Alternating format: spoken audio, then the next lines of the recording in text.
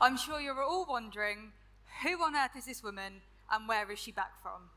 To explain, let me take you back to 2018. My name is Maisie Salisbury, and in 2018 I made the last-minute decision not to go to university, despite that being the route I always thought I would take.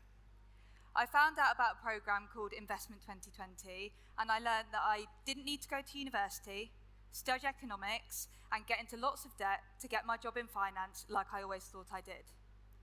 It was also at this time that I started to work with the Recruitment's event company. I did a talk at the RLL 100 Leaders Summit around my reasons why I chose not to go to university. I was still in school at this point. Later on in 2018, I came to RecFest. I had my first taste of RecFest, and I was working as a runner. I had my bum bag on and my bin bag in hand, clearing up glasses and helping with speakers to make sure the day went smoothly. After having the taste for RecFest, a year later, I decided I needed to come back and get on that stage. So that's exactly what I did. In 2019, I did a talk called The Dyslexic School Dropout, again, talking about my reasons for not going to university and also my experience being dyslexic in the workplace. At this point, I'd been at JP Morgan for 7 months, so I had experience of graduates versus school leavers in my intake. Fast forward to today, and in the words of Eminem, guess who's back? Now I've been at JP Morgan for coming up to 7 years, and on top of my day job, I'm involved in the hiring of interns, both school leavers and graduates. I'm also heavily involved in neurodiversity at work, so I'm going to be talking about that again today. There are 3 areas that we're going to cover: the importance of diverse minds and neurodiversity, what actually are transferable skills, and how I think we overcomplicate this. And lastly, it wouldn't be a talk from me without talking about hiring school leavers. So, to start, diverse minds. I am going to ask for a little bit of audience participation, but I promise you it's very short, but I do want you all to get involved. So for those of you that have got a pen and paper, please draw what I'm about to ask, or if you haven't got a pen and paper, please just think of it.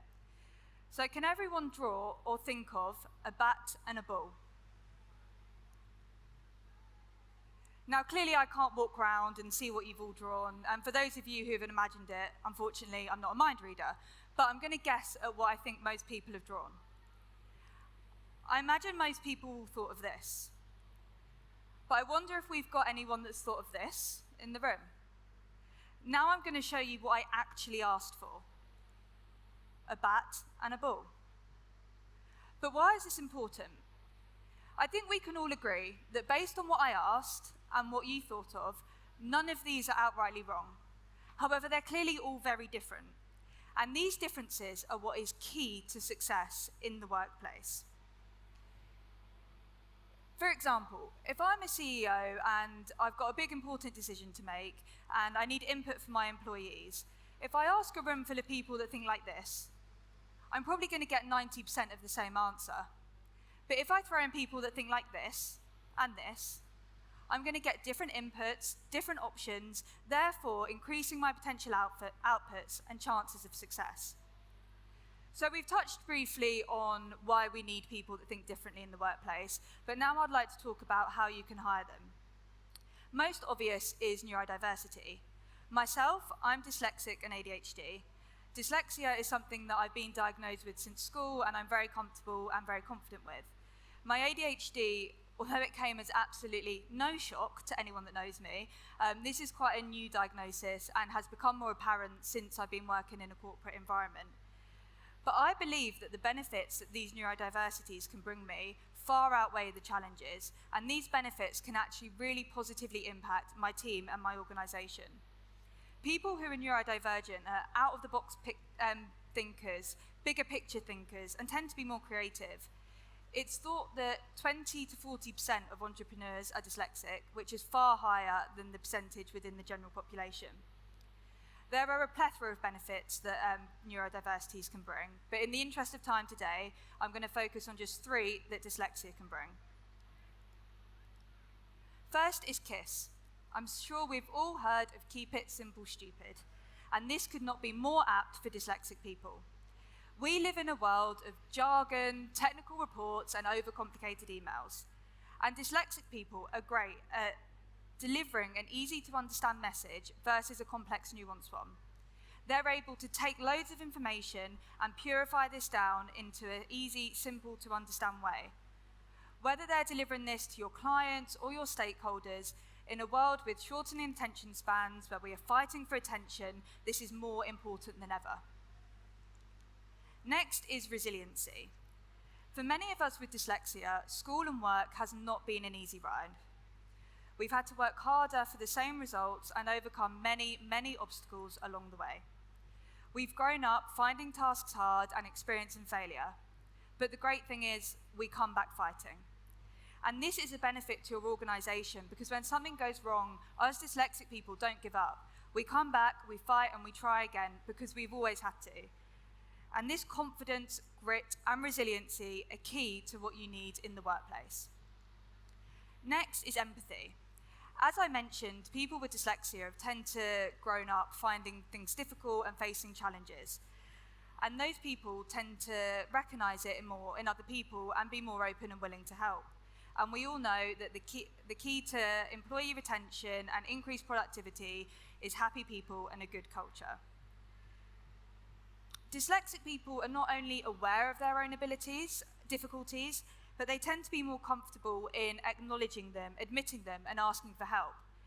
This means that we're great at knowing where our weakness is, and maybe finding someone in the team who we know it's their strength, and we can work together. And a team where people work off each other's strengths and weaknesses is going to work a lot better than a team where everyone is working in silo, trying to complete everything themselves. So it's so important to have a team with diverse strengths and weaknesses, but also you need a team who are open to discussing them so they can work out whose strengths and weaknesses lay where. So we've looked at the benefits, but how can you foster this within your workplace? This is something that I think we overcomplicate. It's not about a big song and a dance once a year for Dyslexia Awareness Month. This is about true day-to-day inclusion. Making people feel open to speak, their voices be heard, and that you value their input. And this creates a spiral, because if someone hears one person having this conversation, they'll replicate it elsewhere, and before you know, this just becomes part of your company culture. For example, recently at my work, someone was redoing the website, and they came to present it in the team meeting. Someone in my team said, Maisie, can we get your view on this as a dyslexic person? How does it read? Is it easy to read? Do you like the format? Most of the time, something that's easier for a dyslexic person to read will be easier for everyone else. So by just asking me this really, really simple question, although I wasn't involved in the content of the website at all, it's benefited a lot more people. And again, this creates the spiral that I was talking about. This conversation happened during a team meeting, so there was lots of other people present who can then go and replicate these conversations in other teams and other meetings. I've actually done a really simple example of easy day-to-day inclusion today in this speech that you could very easily replicate. You may have noticed on my slides, all the slides that have text on them have got a blue background, are in a slightly different font to what you might be used to. So a lot of dyslexic people struggle to read on a white background. They can find it quite glaring, and it distorts the letters and maybe makes them move around a bit. I've actually these are my little blue light glasses that I used to wear in school. You can imagine this was a great look to walk around with as a teenager.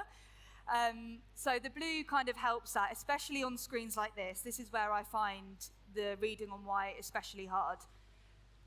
And the font that I'm using is called Open Dyslexia. So that is designed with dyslexic people in mind. And you'll notice that some of the lines, some are thicker, some are thinner. So that again helps with the distortion that I mentioned earlier on. I also mentioned that things that are easier for dyslexic people tend to be easier for everyone else. So a lot of people that I've shown the coloured screen to, they actually find it easier. And if you look on TikTok at the moment, there's people talking about this font, and they've changed their Kindle to have this font, and they've said that they can read quicker and read for longer periods of time. Also, if it doesn't make it easier for dyslexic people, it's probably not going to make it harder. None of you ran out of the room screaming when I put these slides up because of the font and because of the colour. So this just shows it is so easy to make small changes within the workplace that can benefit dyslexic people and everyone else. Next, I'm going to touch on transferable skills and how I personally think we overcomplicate these. So, when thinking about transferable skills, I think we ask about the how versus where do they come from. I think so many transferable skills just come from someone's life experience. I think someone's experience that they've had in life can give them so many more transferable skills than working on a project at work can. To give an example here, I'm going to talk about a boy from my local nail salon. Bear with me, I promise it is relevant. So when my mum and I first started going to this nail salon, we met this young boy who'd just moved over to England, didn't speak a word of English, and had to start a new school, new social life, everything from scratch. A few years later, he was doing his GCSEs, and he was borrowing my GCSE revision books. Fast forward to today, and he's currently in university, on track for a first-class degree, doing his degree in English. So why is this relevant, and what skills do I think that this boy's life experience has shown us? I could go on forever about why I would want to hire someone with his skills, but I'll talk about just a couple today. First, most obvious, the new language. To be able to come over and learn a language that quickly with no formal lessons shows someone's very clever and a very quick thinker. That is definitely someone that I would want to hire. Next is social skills. As mentioned, he came to a new school, new country, and had to build his social life up from scratch. So much about work is about building and maintaining relationships, and I don't think this could be better demonstrated than this boy's life experience. Last is work ethic. All this was going on, and he was still working in the nail salon. So he's balancing new school, new country, new life, GCSEs, and still working at the weekends and evenings in his family's nail shop. I would have the utmost confidence that you could throw him into a situation at work with multiple deadlines, multiple priorities, and he would be able to handle these no problem. This is just one example, but there are so many examples that will seem really silly, but if you really drill down, you can pick out skills for them. For example, someone going traveling at 18 and losing their wallet. They have to communicate in a different language, cope under pressure, resourcefulness. Again, these are all skills that I would look for in someone that I want to hire. And coming back to the point I spoke about diversity earlier and the point of needing a diverse team, in order to hire a team with different strengths and weaknesses, we need to hire teams with different life experiences. There are so many schemes and initiatives nowadays that focus on hiring underprivileged or diverse people. These are great. They bring it to people's attention and they hold companies accountable. But we need to go beyond this. It is everybody's responsibility to rethink recruitment and rethink the way that we view people. It's not about ticking a box or hiring someone to fill a diversity quota. This is about true inclusion and truly hiring a diverse team. Personally, when I interview people, I say, I'm going to ask for an example and I'm looking for a skill in that example. Use the skill that best suits that, whether it's work or personal related. If you play football on a Sunday and you've trained to become a referee, talk about this. This shows that you've gone above and beyond, you've got leadership skills, and you've got self-development. So again, really, it is that simple, and I think we overcomplicate it. Another thing to think about when interviewing and thinking about people's life experiences is unconscious bias. I'm sure we're all aware that we're attracted to people like ourselves. But when we do this, we cut out anyone who doesn't fit that mold, and we end up with a room full of people who look, think, and sound the same. We end up with a room full of people that were the first bat and balls. Not only does this stunt growth and stunts idea generation, it also creates a boring company culture. One of the great things about working in an office is getting to meet so many different people, hear their different life experiences, families, hobbies, and that's a lot more interesting than asking people what they've done at the weekend and everyone's done the same thing. Unconscious bias can be quite scary when you think about how far we've got to go to eradicate it completely. So when I was prepping for today, I tried to look on stats for this, and they varied massively, but I saw that anywhere from 42 to 82% of hiring managers admitted to having unconscious bias when hiring people. So yeah, that is quite scary on the surface, but I think the old cliche, perfection is the enemy of good, is a good thing to think about here, because that figure shows that we've clearly got such a long way to go. So by you in the room simply having that thought in your mind when hiring people, we're going to make a big step from where we currently are. Lastly, as I mentioned, I can't get on a stage without talking about hiring school leavers. This is what I'm really, really, really passionate about. So I didn't go to university, despite that being what I always thought I would. I'd applied, and that was kind of set in stone. That's what I would do. And it turned out to be the best decision I ever made. Yes, joining the corporate world at 18 was a massive shock. On my first day, some of the questions I asked included, are you allowed chewing gum? And I sat there at the end of the day waiting to be dismissed because I didn't know there wasn't a bell that sent you home at the end of the day. It's also quite nice being back in Stevenage because after work drinks at 18 were definitely a big shock. And in my first week, despite living in Kent, I got on a train to Manchester and ended up getting off at Stevenage and having to have my mum and dad come and pick me up from South Mim service station. So it's great to be back and being able to relax and enjoy those drinks with a bit more of a high tolerance this time. But as I mentioned, it was the best decision I ever made, and it's really benefited my career. In the 3 years that I could have been at university, in that time, I'd completed my internship, been made permanent, got promoted to associate, built my network, and joined the team that I'm in now that I love and would love to stay in for years to come. So I chose a different route. It wasn't a lesser route, and for me, it turned out to be the better route. But my issue with this is I found out about this by complete chance. It was through a random work experience day that I found out about the program that I started on. And this is a real issue because there are so many people who could be in my position and it could be the better option for them, but they're simply not made aware of it because your school tells you you must go to uni if you want to get a good job. I know there are lots of jobs where you do need a degree, but for so many, if you look at the content studied at uni and what someone does in their day-to-day job, the overlap is very, very small. So we need to show people all options and then let them decide whether or not university is the route to them. When you hire a school leaver, they haven't been taught to think a certain way. They come in with fresh ideas and fresh ways of thinking, and you can really use this as your advantage within your business. Now, it wouldn't be a talk in 2025 without the mention of AI, so of course I will. And this is the generation that use this day in, day out in their lives. So again, use this to your advantage. Yes, someone won't come in with all the technical knowledge, but if you hire someone with the right transferable skills, as we mentioned before, they can be taught all this. But what you can't teach is new ideas and new ways of thinking.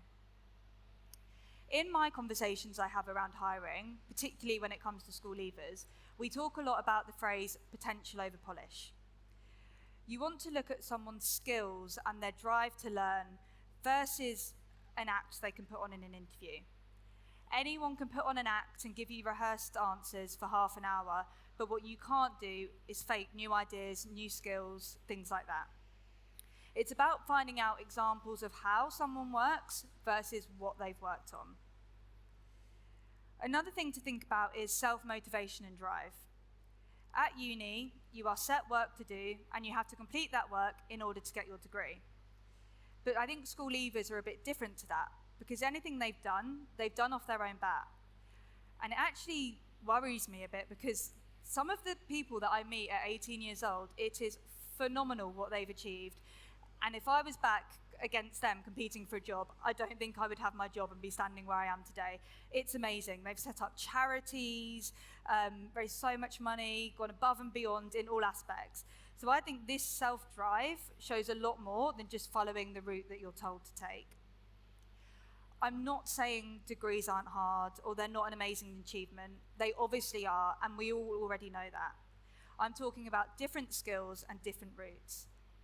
An example of another different route is at our work we have a vets and athletes transition program.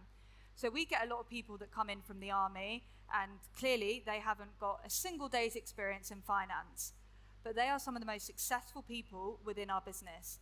You can spot them a mile off from their organisation and leadership skills. And you know what? They've picked up the finance stuff pretty quickly. There's also a level of loyalty and enthusiasm that you get from school leavers. So myself, I feel so grateful that I was given the chance by JP Morgan at 18. And since that day, I want to do everything I can to give back to that company. I go above and beyond in my day job and never say no to anything. I've been in this job for coming up to 7 years now, which is quite a long time for your first job. But again, I think it just shows that level of loyalty that you have. A key area that I want to flag as well, which I think is where some of the misconceptions sometimes lie, hiring school leavers does not mean you are compromising on talent. These are the same people that could go to university, and they've just chosen not to. Myself, I was an AA star student, lots of extracurricular activities, so I could have gone to university. And by not going, I don't suddenly lose all those grades, lose those achievements, lose those drive. I've just channeled it in a different way. I've chosen experience, and rather than a degree, I've chosen to do exams that are relevant to my day job. With you all in this room today, working in this space, I would like to set you a challenge to think about. Think about all the grad roles or grad schemes that you've got, and think of the criteria that you are looking for in those roles. And challenge yourself to think, does someone really need to go to university to get those skills? If not, have a think about opening it up to a school leaver. And if it doesn't work, the great thing is you just change it next year. I know some jobs you do need university. Don't get me wrong, I wouldn't want my doctor turning up at 18 straight from school, but have a think about your roles and your skills and think about if university really is necessary. Without change and without challenge, we wouldn't be where you are today. You wouldn't have a woman standing on all the stages talking to you today. You wouldn't see the mix of people around you today that you have. We certainly wouldn't be at a conference that is, set out like a festival. So we need change, we need challenge, and my challenge to you today is please be that change within your organisation. So to summarise, we need diverse minds, and we need to not only hire them, but we need to welcome them and let them be heard within your organisation. Don't overcomplicate transferable skills. Think, what am I actually looking for when asking those questions? And make sure that you hire diversely so that you've got all the strengths and weaknesses represented within your teams. Thirdly, give a school leaver a chance, please. Not only are you given a chance to someone who perhaps can't go to university, because for so many people nowadays, university simply isn't attainable. With the cost of living crisis and fees going up, for so many people, this just isn't an option for them. Or maybe they have to stay at home to look after a family member. It's said that in the UK, only 37.5% of people actually go to university. So as a hiring manager myself, it seems really counterintuitive that you would narrow your pool of talent down to just that 37.5%. So please, give a school leaver a chance. Not only are you helping someone who perhaps could not go out of a reason that's not their fault, but you are widening your pool of talent and you are getting so many benefits that they can bring. I know so many people at JP Morgan that started as school leavers. My manager herself, she started at 18 as well, and they are some of the most successful people within the firm. If one person here hires a school leaver, then I think my job today is a job well done. So my ask for you today, in a world of bat and balls, hire the bat and balls. People like me are not a tick box exercise. Please don't treat us like a diversity hire, but see the value that we can bring to your business. Bring us on your journey, include us in your experience, and get to know our way of thinking and the benefit that that can bring to your business. Thank you.